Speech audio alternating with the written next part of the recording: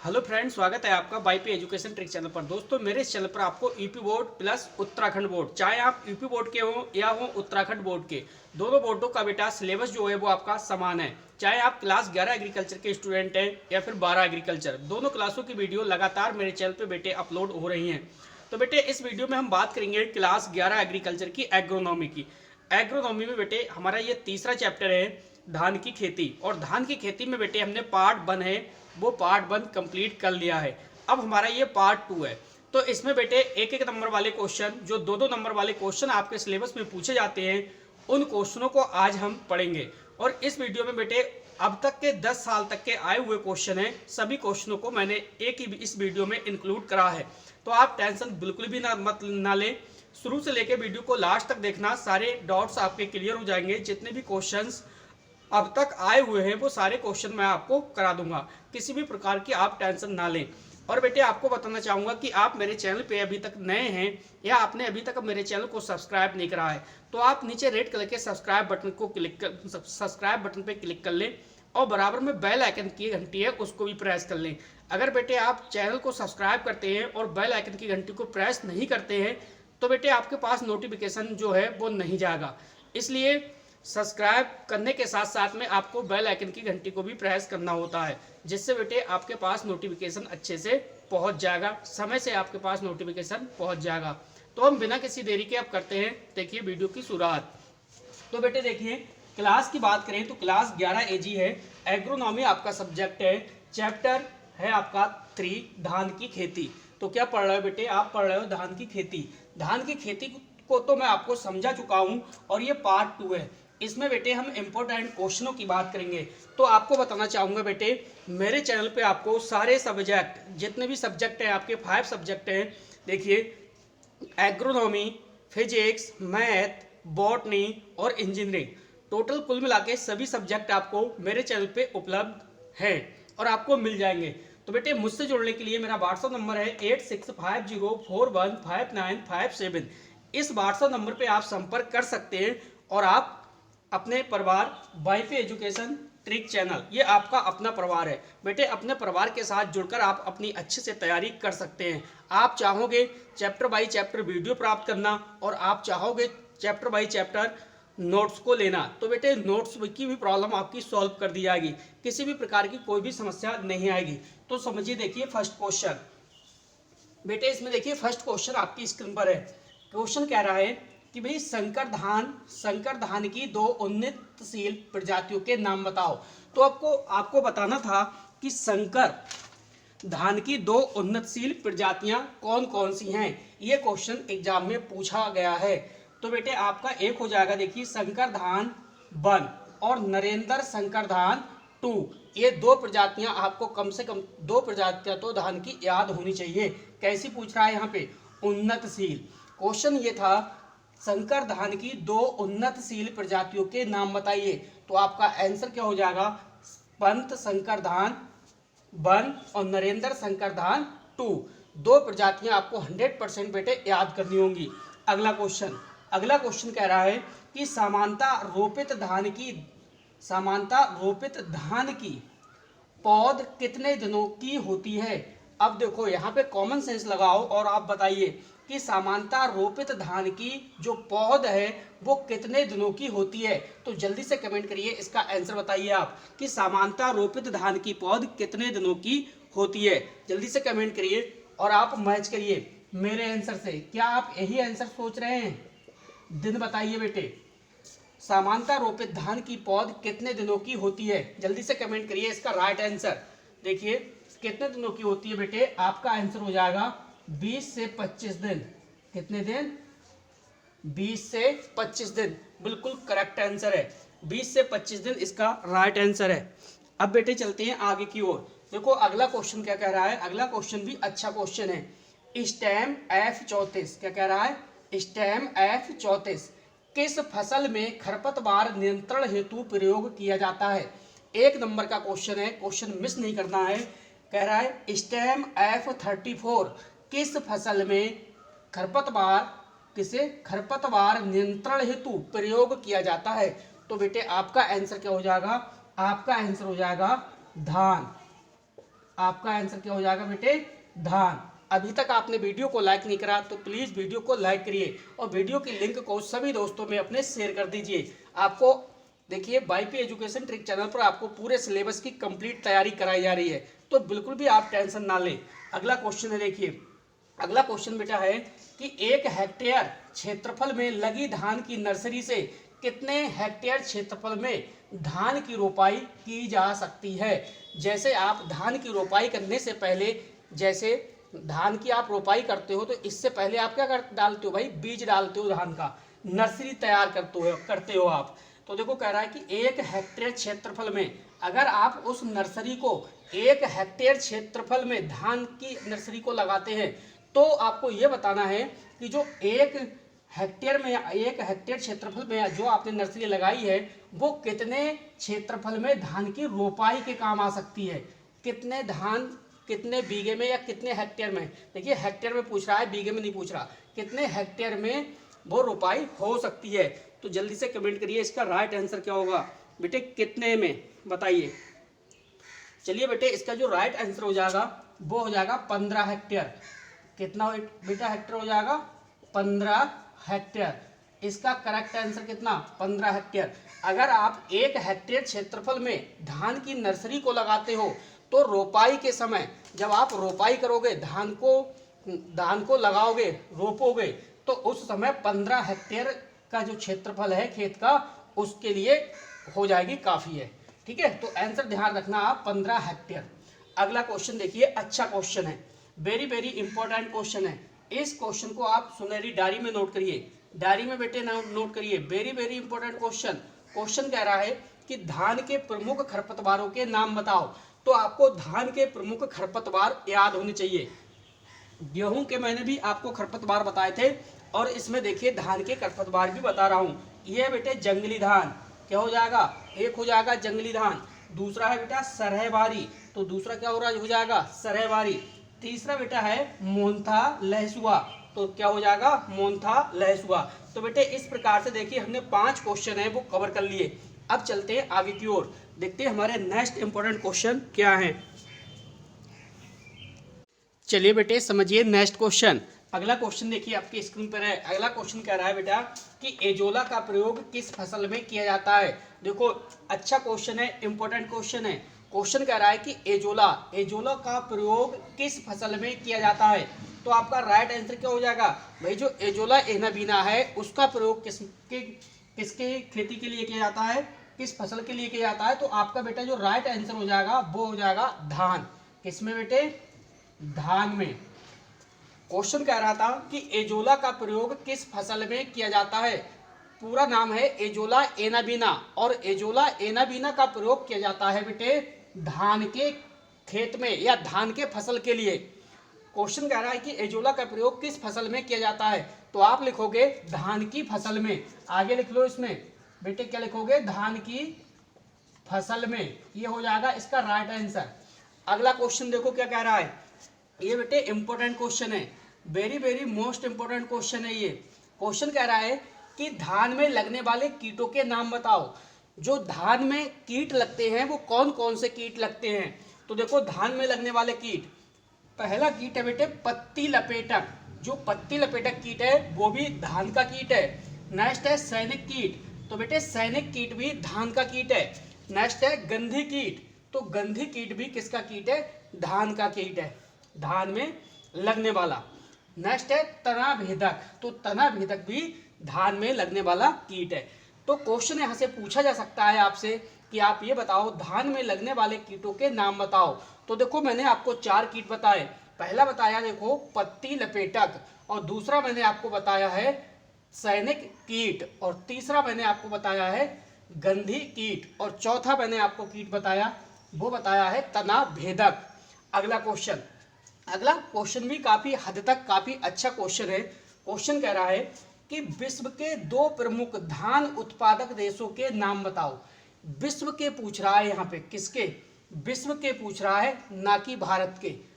भारत के पूछता तो राज्य दिए होते, लेकिन यहाँ विश्व के पूछ रहा है तो क्या दे रखा है, देखिए देश दे रखा है।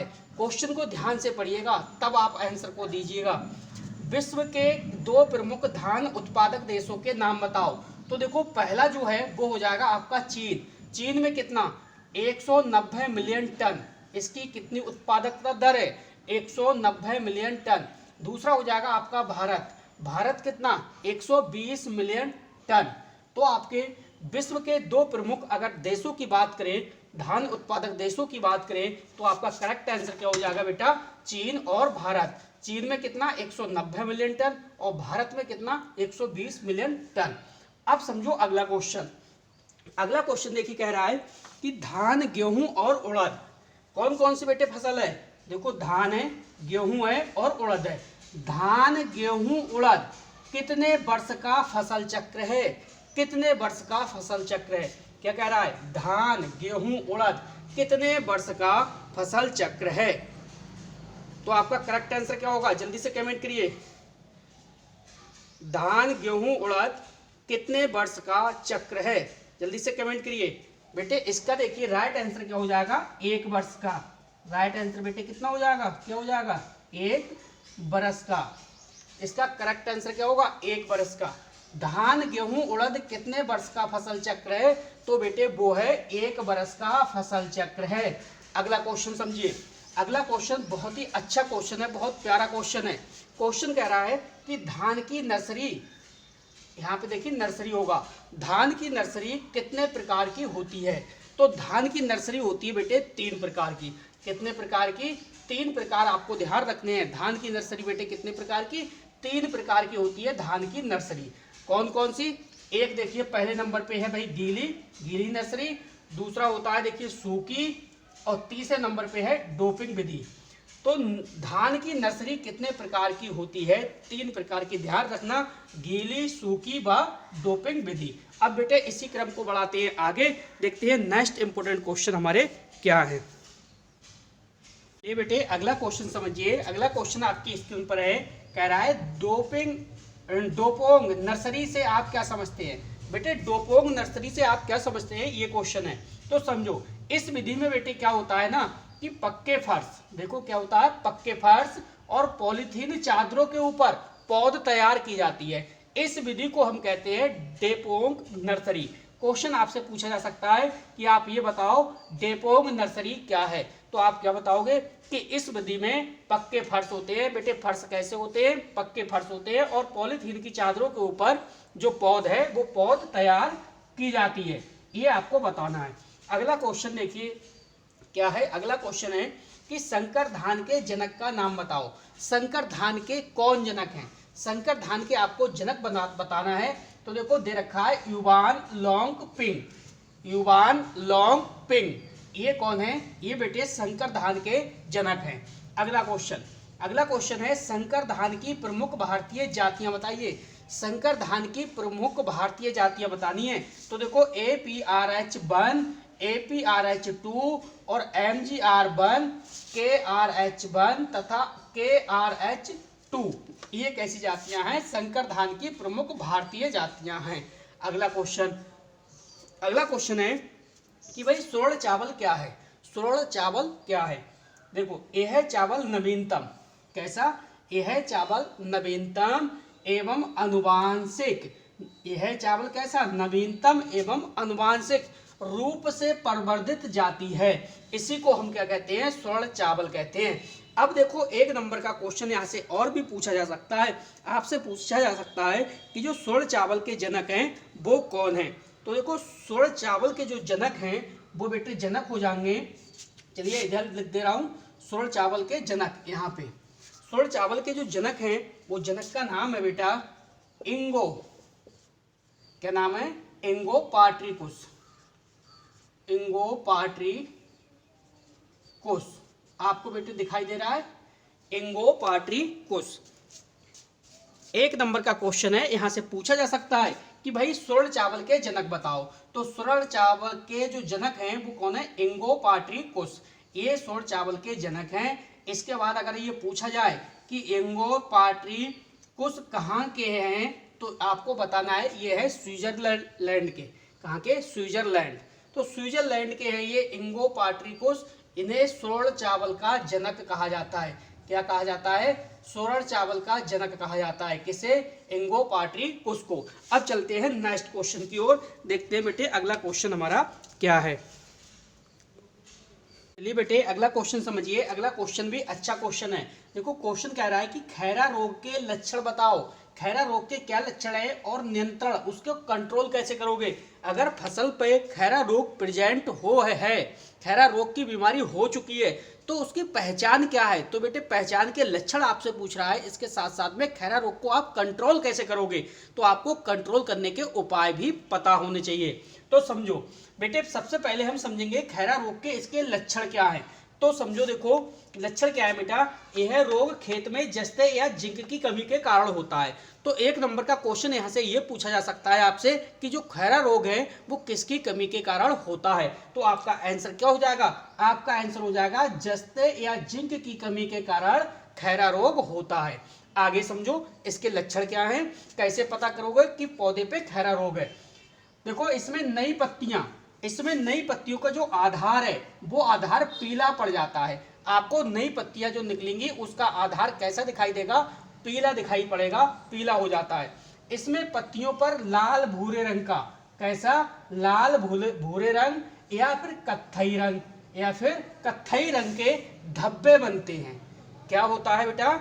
आपने पढ़ा कि भाई जो खैरा रोग है ये रोग जिंक या जस्ते की कमी के कारण होता है। तो आपको पता चल गया खैरा रोग किसके कारण होता है? जस्ते या जिंक की कमी के कारण होता है। इसमें क्या होता है भाई, नई पत्तियां हैं, नई पत्तियों का जो आधार है वो आधार कैसा पड़ जाता है? पीला पड़ जाता है। और इसमें पत्तियों पर लाल भूरे रंग या कत्थई रंग के क्या पड़ जाते हैं? धब्बे पड़ जाते हैं, चकते पड़ जाते हैं। पौधा जो होता है वो बौना रह जाता है। कैसा पौधा रह जाता है बेटा? बौना। किस कारण? भाई जब खैरा रोग लगेगा तो हो जाएगा, पौधा कैसा रह जाएगा? बौना। और किल्ले कम निकलते हैं। किल्ले क्या है बेटे? कम निकलेंगे, ज्यादा के बजाय कम निकलेंगे। तो ये तो है लक्षण भाई पहचान के। इस टाइप से हम ये बीमारी देखेंगे पौधे में तो हम इस प्रकार से पहचान लेंगे।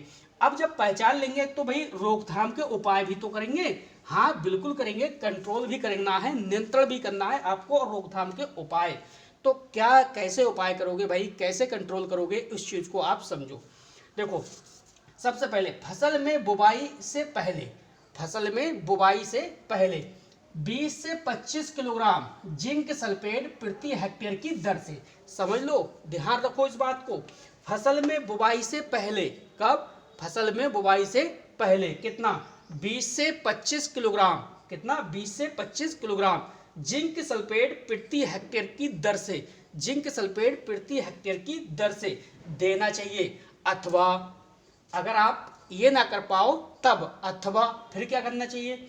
फिर देखो खड़ी फसल, जब फसल बड़ी हो जाए तो खड़ी फसल में अगर आपको ये लक्षण दिखाई दे, कौन से? खैरा रोग के लक्षण दिखाई दे, तो आपको क्या करना है? तो फिर आपको करना है 5 किलोग्राम, सही है, 5 किलोग्राम जिंक सल्फेट के साथ, 5 किलोग्राम जिंक सल्फेट के साथ 2.5 किलोग्राम, कितना? 2.5 किलोग्राम चूना, क्या? 2.5 किलोग्राम चूना 800 लीटर पानी में घोल बनाकर छिड़काव करना चाहिए, जिससे आपको खैरा रोग से पौधे को मुक्ति मिल जाएगी। तो अच्छे से बेटे आपने खैरा रोग को भी समझ लिया होगा। आप टेंशन ना ले बेटे, इसके जितने भी पीडीएफ नोट्स हैं वो आपको व्हाट्सएप ग्रुप में आपके सेंड कर दिया जाएगा। तो सिर्फ वीडियो में आप समझने की कोशिश करो, ज़्यादा से ज़्यादा टॉपिक्स को समझो। अब चलते हैं अगले क्वेश्चन की ओर, देखते हैं बेटे हमारा नेक्स्ट क्वेश्चन क्या है।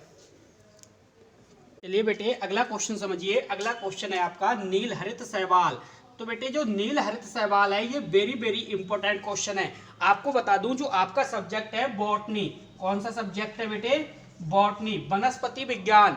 वनस्पति विज्ञान के अंदर यूनिट 5 आपने पढ़ी कौन सी बेटे? यूनिट 5।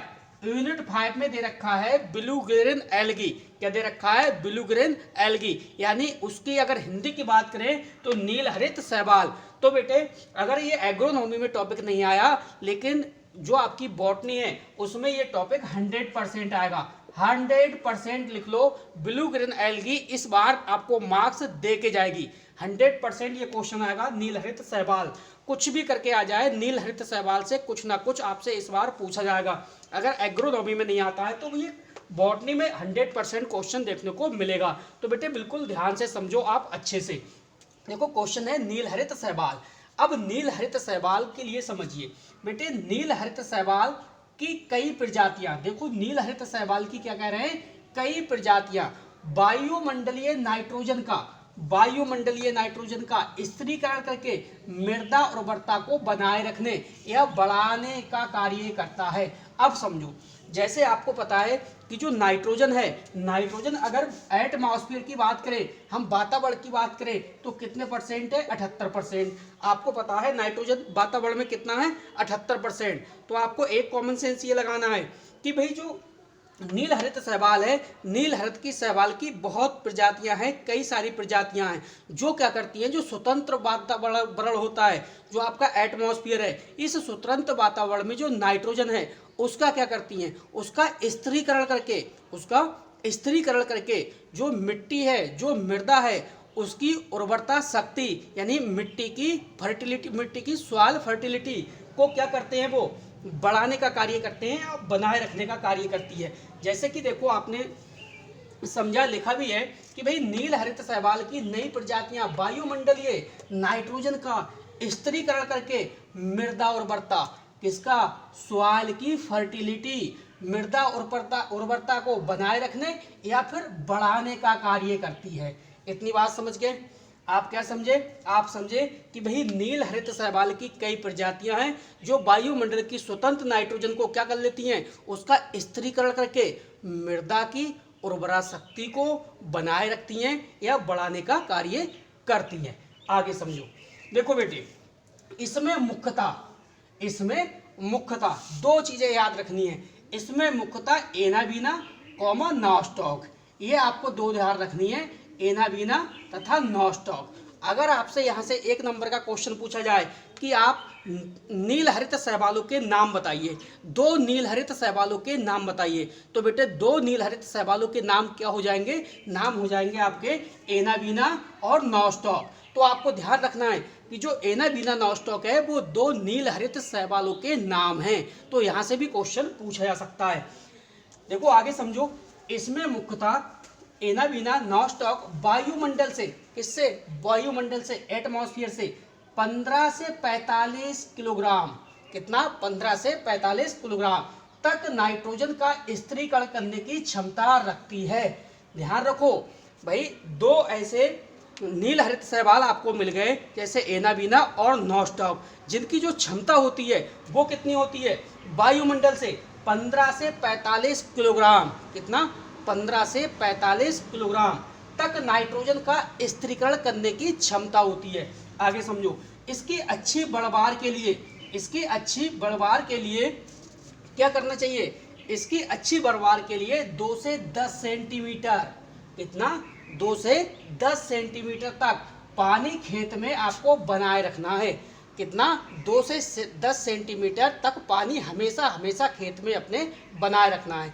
किसके खेत में बेटे, धान के खेत में। आगे समझो, साथ ही तेज धूप, कितनी, साथ ही बेटे तेज धूप की भी आवश्यकता पड़ती है। उसके साथ साथ में टेम्परेचर चाहिए, कितना टेम्परेचर, 25 से 45 डिग्री टेम्परेचर जो है वो उपयुक्त है।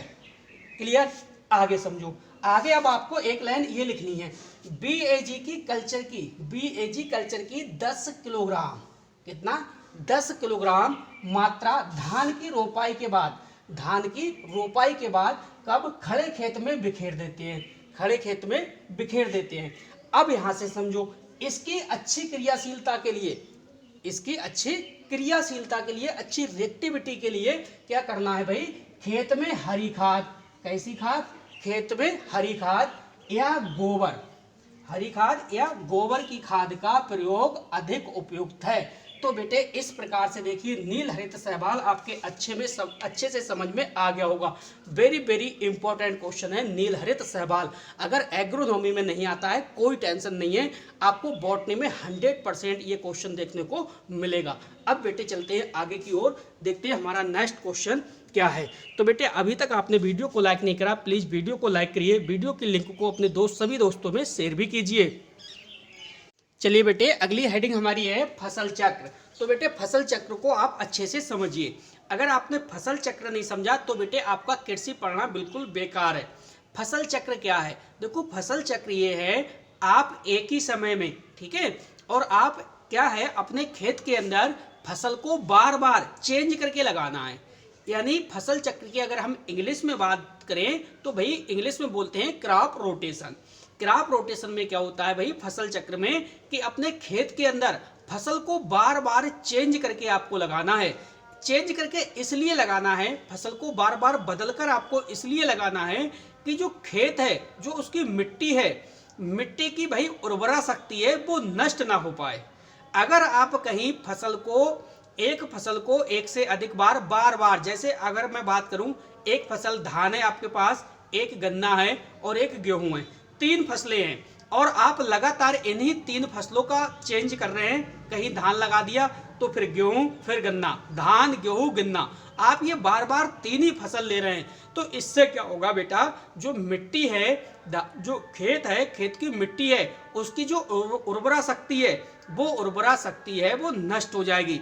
जब बेटे उर्वरा शक्ति नष्ट हो जाएगी तो जो खेत है वो कैसा हो जाएगा? बंजर हो जाएगा। जब खेत बंजर हो जाएगा तो उससे जो है आपकी उपज है वो आप उपज को नहीं ले पाओगे, फसल को उगाने में असमर्थता होगी और जितने कुंटल के हिसाब से फसल कटनी चाहिए फिर वो फसल नहीं कटेगी।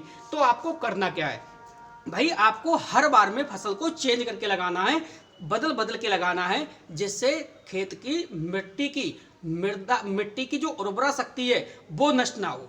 जैसे आपने अभी गेहूं लगाया, गेहूं के बाद धान लगाया, धान के बाद आपने गन्ना लगाया, गन्ने के बाद आपने सरसों लगाई, सरसों के बाद आपने मटर लगाई। तो हर बार आपको फसल कुछ ना कुछ चेंज करके लगाना है ताकि आप अच्छे से अच्छी पैदावार खेत से ले सको। क्लियर? देखो समझिए, अब आप किताबी लैंग्वेज में देखिए फसल चक्र। भाई फसल चक्र क्या है? देखो किसी खेत में एक निश्चित समय में एक फसल के बाद दूसरी फसल लेने की क्रिया को, जिससे क्या भूमि की उर्वरा शक्ति नष्ट ना हो पाए, फसल चक्र कहते हैं। तो बेटे फसल चक्र आपके समझ में आ गया होगा, आप अपनी लैंग्वेज में अच्छे से फसल चक्र को लिख सकते हो। क्या है फसल चक्र? कि भाई खेत में फसल को हर बार बदलना है, बार बदल के आपको फसल लगानी है अपने खेत के अंदर। जिससे क्या होगा भाई, खेत की जो मिट्टी की उर्वरा शक्ति है वो बनी रहेगी और फसल उगाने में थोड़ी आसानी हो जाएगी और जो उत्पादन दर है वो भी आपकी बनी रहेगी और बढ़ सकती है। इसलिए आपको क्रॉप रोटेशन का इस्तेमाल करना है। तो बेटे इस क्वेश्चन के साथ, फसल चक्र के साथ हमारा ये जो लेक्चर है ये बिल्कुल कंप्लीट हुआ। आपकी जो धान की खेती है, धान की खेती बेटे हमने पार्ट 1 और पार्ट 2 में कंप्लीट कर दी। तो जो इतने प्यारे स्टूडेंट देख रहे हैं ये पार्ट 2, जिन्होंने अब तक पार्ट 1 नहीं देखा है, तो बेटे सबसे पहले आप देखना पार्ट 1। पार्ट 1 के बाद आप पार्ट 2 देखो तो धान की खेती आपके अच्छे से समझ में आ जाएगी। तो बेटे बस इस वीडियो में इतना ही था। वीडियो देखने के लिए आपका बहुत बहुत धन्यवाद। आपका दिन शुभ हो।